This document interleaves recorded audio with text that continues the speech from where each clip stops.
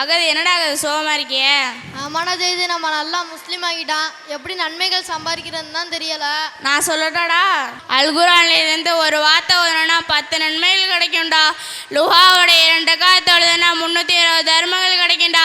100 தடவை சுப்ஹானல்லாஹ் ஓதுனா 1000 நன்மைகள் எழுதப்படும், 1000 தீமைகள் மன்னிக்கப்படும்டா.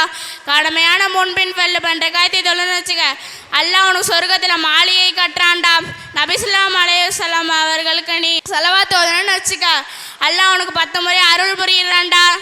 அப்படியாடா ஜெயிது, எங்களுக்கும் மக்தப்ல சொல்லி கொடுத்துருக்காங்கடா. யார் மஸ்ஜித்துக்குள் செல்றாரோ அல்ல திரும்புறாரோ, அவங்க செல்லும் போதும் அவங்க வரும்போதும் வைக்கிற ஒவ்வொரு இடத்துக்கும் சொர்க்கத்துல அந்தஸ்துகள் உயர்த்தப்படும்டா.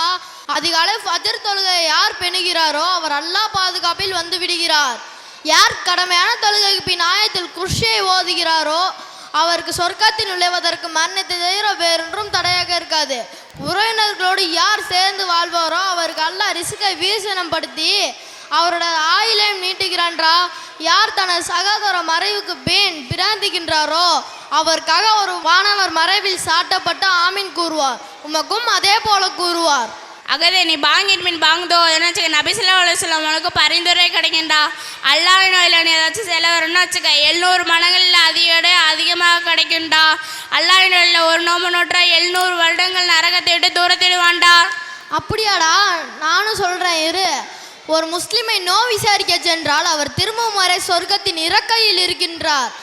யார் ஒரு முஸ்லிமின் குறையை மறைப்பாரோ அவருக்கு நாளை அல்லாஹ் அவருடைய குறை மறுமையில் மறைப்பான்றா. யார் நன்மை எதிர்பார்த்து தனது குடும்பத்திற்காக செலவழிக்கின்றாரோ அவருக்கு தர்மத்தின் நன்மை உண்டு. அஸ்ஸலாமு அலைக்கும் வரஹ்மத்துல்லாஹி தஆலா வபரகாத்துஹு.